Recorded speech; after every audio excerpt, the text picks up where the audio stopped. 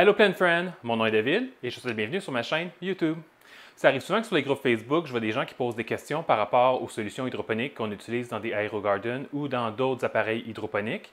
Les questions sont pas mal toujours les mêmes, sont quel produit utiliser, comment le préparer et puis à quelle fréquence en mettre dans l'appareil.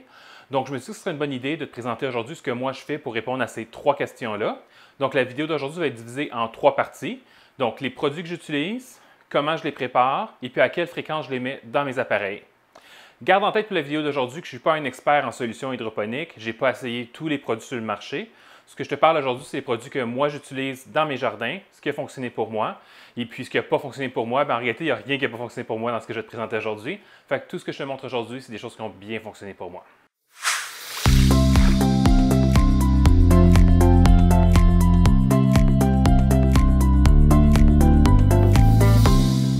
Avant de démarrer dans les trois parties que j'ai prévues dans la vidéo d'aujourd'hui, on va commencer par la partie, on va l'appeler la partie 0. Donc dans la partie 0, j'aimerais qu'on parle rapidement des nutriments qui sont dans l'engrais pour les plantes, juste pour être sûr qu'on part tous sur la même page pour ce que je vais te dire après. Tu as sûrement déjà remarqué que quand tu achètes de l'engrais pour tes plantes, que ce soit pour des plantes en terre ou en hydroponie, il y a toujours trois chiffres affichés devant l'emballage.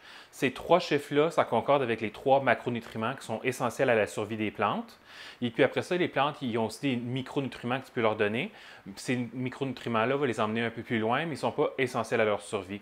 Même principe que pour des humains. Nous, les macronutriments, c'est la protéine, les glucides et les lipides. Et puis nos micronutriments additionnels qu'on peut aussi consommer, mais qui sont moins essentiels, c'est les vitamines, les minéraux, etc., qu'il y a dans notre nourriture. Même principe pour les plantes. Donc les trois chiffres sur un emballage d'engrais pour plantes, c'est le N, le P et le K. Le N, c'est pour nitrogen en anglais. En français, on appelle ça de l'azote. Le P, c'est pour le phosphate. C'est le même nom en français puis en anglais. Et puis après ça, le K, c'est pour le potache ou potache, peut-être. C'est un nom en anglais. En français, on dit potasse. Je pense que ça se prononce comme ça en français. Je n'ai jamais entendu en français non plus verbalement. Mais par rapport à comment c'est écrit, j'imagine que ça se prononce potasse. Sinon, après ça, pour les autres nutriments que tu peux donner à tes plantes, c'est des nutriments qui sont secondaires, comme le calcium, le magnésium, le zinc, etc. Donc, c'est tous des nutriments qui ne sont pas absolument essentiels à la survie de ta plante, mais si tu lui en donnes, elle va avoir encore plus de chances de faire des belles racines, de faire des belles feuilles, de te produire des beaux fruits, des fruits qui vont être savoureux, etc. Partie 1, les engrais que j'utilise pour préparer mes solutions hydroponiques. Comme je t'ai dit dans d'autres vidéos, la recommandation officielle d'AeroGarden, c'est de démarrer ta machine avec de l'engrais. Personnellement, je trouve que ce n'est pas nécessaire parce que la graine n'a pas besoin d'engrais pour germer. Puis, la graine comme telle a suffisamment d'énergie et tous les nutriments dedans que la plante a besoin, au moins pour son démarrage, au moins pour démarrer et faire un seedling. Donc, c'est vraiment pas nécessaire d'avoir une solution hydroponique dès le départ. Puis en plus, si tu as une solution hydroponique dès le départ dans ton bac, ça augmente les chances qu'il y ait des algues qui se développent à cause qu'il peut y avoir de la lumière qui rentre à l'intérieur du bac parce qu'il n'y a pas encore de plante par-dessus qui va bloquer la lumière de se rendre à l'intérieur du bac. Fait que tu vas vouloir démarrer, si tu fais comme moi, tu vas vouloir démarrer tes machines avec seulement de l'eau. Une fois que la plante a commencé à pousser, puis tu as une plante de peut-être 1 ou 2 cm, là, à cette étape-là, c'est le temps de mettre des nutriments. Moi, je démarre toujours mes plantes, peu importe la sorte de plante, avec les nutriments de AeroGarden. Donc, le nutriment de AeroGarden, c'est vraiment la base. C'est un nutriment qui est vraiment très faible. Fait que c'est très faible au niveau du NPK. Puis, il n'y a pas grand-chose non plus au niveau, il n'y a presque rien en réalité au niveau de micronutriments additionnels. Donc, c'est vraiment parfait pour démarrer tes plantes au début parce que quand ils sont bébés, ils n'ont pas besoin de beaucoup de nutriments. Probablement que tu la connais parce que ça vient avec ta machine. Quand tu achètes un AeroGarden neuf, ça vient avec un kit.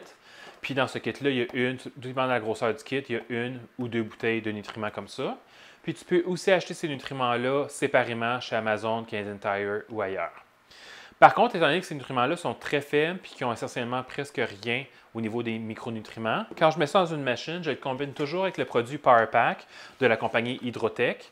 Le produit de Hydrotech est aussi très faible, non existant pour les macronutriments. Fait que pour donner une idée, du AeroGarden, pour le NPK, c'est 4, 3, 6, puis il n'y a pas grand-chose d'autre. Puis le produit Power Pack, lui, c'est juste les micronutriments, fait que c'est 2, 0, 0 pour les macronutriments, donc essentiellement 2 d'azote puis rien des deux autres.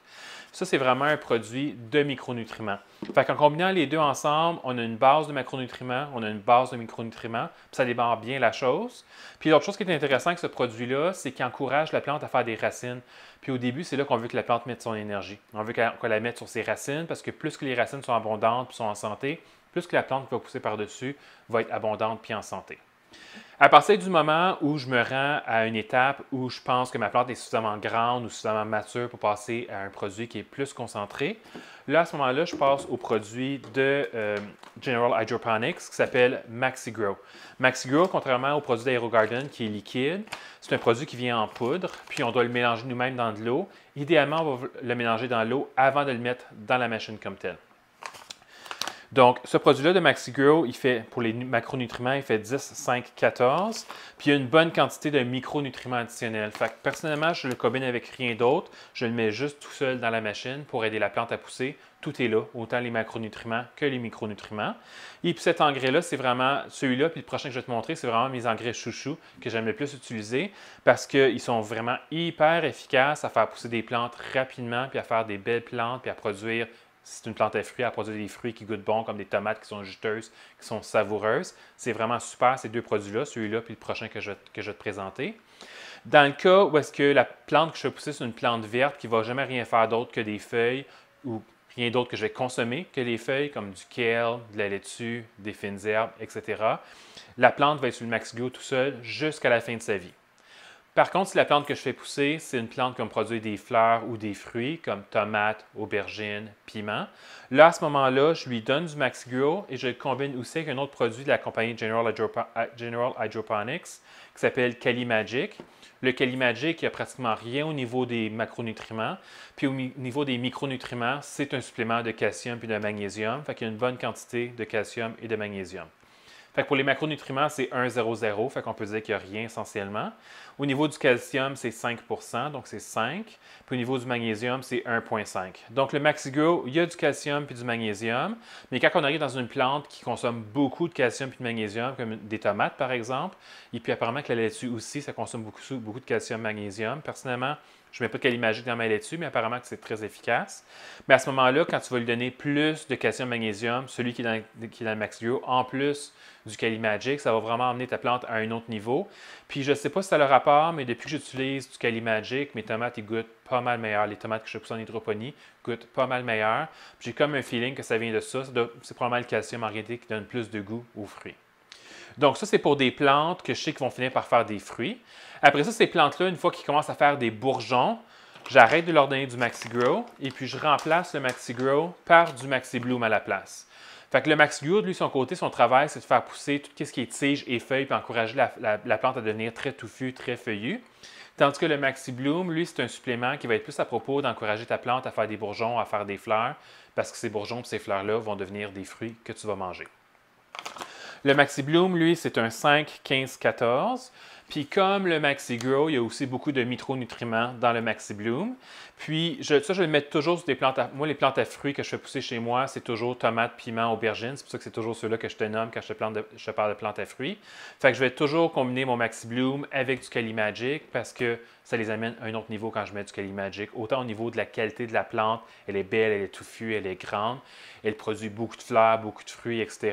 Puis ça fait des fruits. Dans le cas des tomates, ça fait des tomates qui sont vraiment goûteuses quand on rajoute du calcium, magnésium. Je ne sais pas si ça a vraiment un impact au niveau des aubergines, des piments. Je n'ai pas testé en réalité. J'ai testé tomates avec et sans ça, mais je n'ai pas testé piments et aubergines avec et sans. Mais j'imagine, c'est la même famille de plantes, des nightshades, ces trois plantes-là. Ils ont pas mal les mêmes besoins en nutriments, en lumière, en eau, etc., etc. Fait que j'imagine que ça doit faire une différence sur ces plantes-là aussi. Pendant qu'on y est, je vais te faire une petite parenthèse. Je fais aussi pousser des plantes tropicales chez moi. J'ai de toute évidence beaucoup moins d'intérêt pour les plantes tropicales dans la vie. Tu vas probablement rarement me voir te parler de plantes tropicales sur ma chaîne YouTube, mais j'ai quand même des plantes tropicales un peu partout chez moi. Puis à l'occasion, je vais mettre ces plantes tropicales-là en craquis. Donc, craquis, c'est une méthode hydroponique qui est passive. Souvent, on va faire ça avec des pots maçons. Comme ça, c'est un pot maçon que j'achète de l'Arama. Je l'ai peinturé avec la peinture en canette. J'ai coupé des tiges sur une de mes plantes qui est juste là ici. Je les ai mis dans le pot maçon avec un petit panier, le même principe que quand on fait des tomates ou des piments ou peu importe les plantes en hydroponie qui sont comestibles. On peut le faire avec des plantes tropicales aussi. Puis ce que je fais à ce moment-là, c'est que je trouve que c'est pas bien utiliser mes produits hydroponiques d'utiliser ça pour des plantes tropicales. Fait que ce que je fais à la place, c'est que j'utilise mon engrais que j'utilise pour mes plantes tropicales qui sont en terre, qui est vraiment la base. C'est un produit de Miracle-Gro qui est hyper concentré si on compare aux autres produits que je te présente aujourd'hui. C'est un produit qui fait 24, 8, 16. C'est vraiment intense à un autre niveau. Puis ce produit-là a aussi des micronutriments, quand même une moyenne quantité, je te dirais, pas autant que le Maxi Grow et le Maxi Bloom. Je pense que ce produit-là est aussi concentré que ça parce qu'il est fait pour être mis sur des plantes tropicales qui normalement pousseraient dehors au soleil. Puis là, étant donné qu'ils sont dans nos maisons, dans le noir finalement, on a l'impression qu'il fait clair dans nos maisons, mais pour une plante, il fait noir si on n'a pas de lumière directement dessus. Fait que je pense que c'est pour ça que ce produit-là est très concentré. Puis ce que je fais, c'est que je l'utilise à la moitié de la concentration qui est indiquée sur l'emballage. Quand je le mets dans un pot en hydroponie, comme dans ce cas-ci, c'est du Kratky, donc du passif en hydroponie, j'ai remarqué que quand je mets la pleine dose, c'est ça que j'avais fait au départ, puis je l'avais même assis dans un AeroGarden, ce produit-là, puis ça a fait plein de dépôts dans le fond, il ne s'est pas bien dilué quand je l'ai mis en pleine dose. Puis en plus, ça a brûlé les racines. Fait que c'est pour ça que maintenant, je mets des demi-doses. Fait que je mets la moitié qui est recommandée sur l'emballage pour faire ma solution pour mettre des plantes tropicales en hydroponie. Partie 2, comment je prépare mes solutions hydroponiques. En fait, j'ai deux techniques différentes pour préparer mes solutions hydroponiques, tout dépendant si je dois remplir l'engrais dans une machine qui est déjà en fonction ou si je suis en train de démarrer une nouvelle machine ou bien l'autre scénario possible qui va avec ça, c'est si je vide complètement la machine pour nettoyer le bac puis je dois la remplir de nouveau. Donc, j'ai deux approches différentes pour faire ça. Donc, quand j'ai une plante qui est en cours de croissance puis je suis à une étape où je suis à l'étape de rajouter de l'engrais mais pas encore de vider le bac au complet, ce que je fais, c'est que j'utilise une bouteille d'eau de, je sais pas, je pense qu'elle fait 1 litre, cette bouteille d'eau-là. Je mets mes produits que j'ai besoin de mettre dedans, le type d'engrais pour cette plante-là dans la bouteille. Je remplis avec une certaine quantité d'eau. Généralement, je vais remplir l'eau pas au complet pour laisser du lousse d'air. Je mets le bouchon puis je brasse tout simplement. Quand c'est les produits qui sont en poudre, surtout le Maxi Bloom, il dilue, celui-là ici, il dilue moins bien que le Maxi Grow. Je vais généralement mettre le produit, le brasser, attendre un peu, quelques minutes, le rebrasser de nouveau, attendre quelques minutes, le rebrasser de nouveau. Puis là, après ça, je vais le mettre dans ma machine tout simplement. Fait que je vais juste ouvrir le bouchon, je vais vider dans la machine. Puis si j'ai besoin de rajouter plus d'eau, je mets juste de l'eau directement du robinet. Donc ça, c'est pour une machine qui est déjà en fonction, que je dois juste ajouter de l'engrais avant la prochaine vidange. Par contre, si je suis rendu à l'étape de soit démarrer une nouvelle machine ou je suis rendu à l'étape que je dois faire la vidange d'une machine où je vide le bac au complet pour le rincer puis mettre de l'eau fraîche, là, à ce moment-là, je récupère des cruches de vinaigre. Du vinaigre comme ça, j'en passe vraiment souvent parce que je m'en sers pour désinfecter dans la maison, désinfecter mes jardins AeroGarden, désinfecter mes accessoires d'aquarium, etc. C'est un super bon nettoyant du vinaigre vu que c'est acide. Ça fait en sorte que j'ai souvent des cruches vides comme ça. Puis plutôt que les mettre au recyclage, je m'en sers pour préparer mes solutions hydroponiques.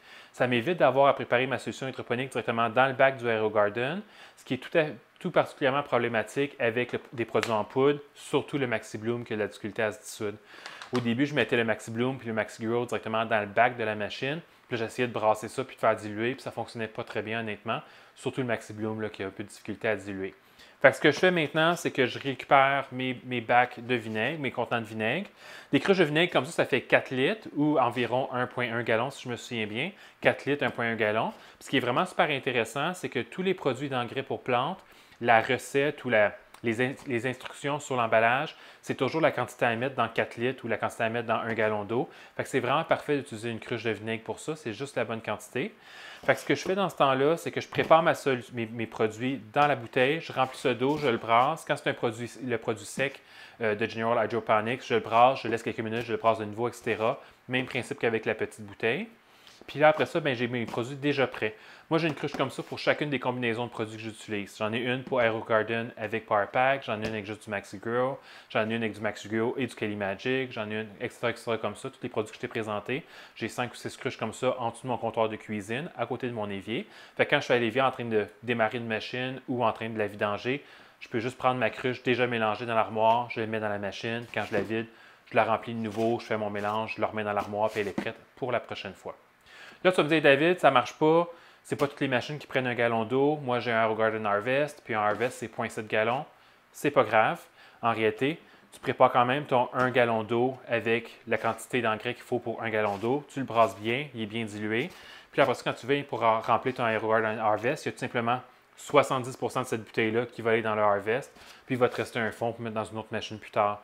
La quantité d'engrais qui va se retrouver au final dans ton AeroGarden Harvest, c'est 70% de l'eau et 70% de l'engrais qui est ici, qui est la quantité que tu aurais eu besoin de mettre si tu l'aurais préparé juste pour ton Harvest. Mais dans la petite cuillère qui vient dans l'emballage, il n'y a pas des portions de 7 dixièmes. il y a juste des portions pour 1 gallon. Fait que ça va vraiment mieux de mesurer pour 1 gallon dans ta grosse cruche, bien le diluer, puis en mettre la quantité qui rentre dans ta machine. Moi, je me sers de ces cruches-là autant pour ma petite machine AeroGarden Sprout, la petite machine à 3 trous, que pour mes grosses machines AeroGarden Farm qui sont, eux, ont 2 gallons. Fait qu'ils prennent 2 cruches comme ça. Je mélange une cruche, je la mets dans la machine. Je mélange une deuxième cruche, je la mets dans la machine. Partie 3. À quelle fréquence je mets de la solution hydroponique dans mes machines? Mais comme je disais il y a un instant, quand je démarre une nouvelle machine avec des semences, je vais mettre juste de l'eau de robinet. Une fois que la plante est rendue à une certaine hauteur, puis je trouve qu'elle serait prête pour commencer à avoir des nutriments, là, je mets les nutriments de AeroGarden. C'est à partir de ce moment-là que je pars le décompte ou le cycle de 2 semaines. Donc, cette journée-là, je remplis avec de l'engrais de AeroGarden. Je le note dans mon journal de bord pour cette machine-là. 2 semaines plus tard, je rajoute du même engrais.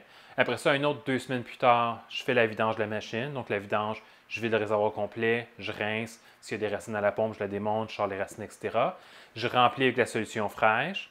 2 semaines plus tard, j'ajoute de la solution. 2 semaines plus tard, j'ajoute de la solution. 2 semaines plus tard, je fais la vidange. Le régiment qui est recommandé par AeroGarden, c'est un petit peu différent. Eux, ils nous disent de mettre des nutriments. 2 semaines plus tard, vidange. 2 semaines plus tard, nutriments. Fait que eux, leur cadence, c'est ajouter des nutriments, faire la vidange, ajouter des nutriments, faire la vidange. Moi, j'ai vraiment beaucoup de machines chez moi, puis je trouve que c'est vraiment trop de travail de faire ça comme ça. Au début, je le faisais comme ça, et puis j'ai l'impression de passer toute ma vie à faire des vidanges de machines. Je trouvais que ça n'avait pas de sens. Puis souvent, je faisais une vidange, puis l'eau était encore belle, les racines étaient correctes. C'était pas nécessaire en réalité.